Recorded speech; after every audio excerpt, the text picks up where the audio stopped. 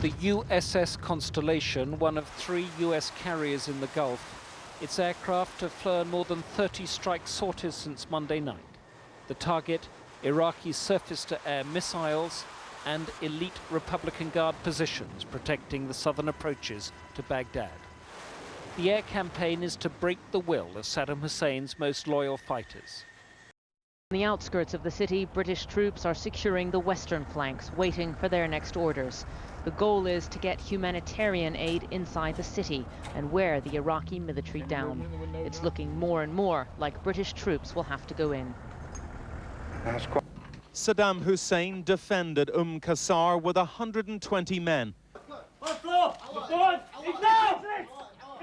Today, the Royal Marines began the search for them, their weapons, and the secret police who ruled this town. They targeted half a dozen houses, tipped off by locals who for years have been the victims of violence and repression. The Marines made arrests, and slowly the weapons were uncovered. These aging grenade launchers were in an ambush trench. But it was Iraqi children who led us to the biggest find in the Father Firas Primary School. We found 3 classrooms packed with hundreds of hand grenades, rocket-propelled grenades, and discarded uniforms.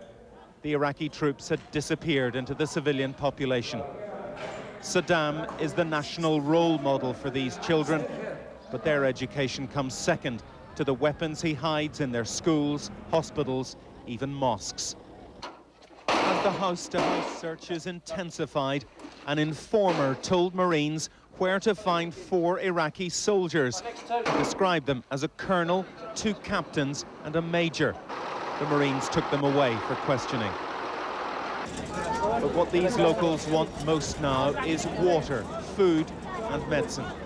We need peace and nothing. Do you need Saddam Hussein? This is a question I can't answer for you. But there are still pockets of support for Saddam Hussein in Qasr. I can only see about 20 feet in front of me.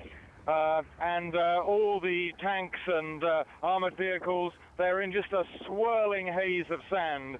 And in fact, just about an hour ago, the sky was so dark that the convoys heading north to Baghdad had to stop.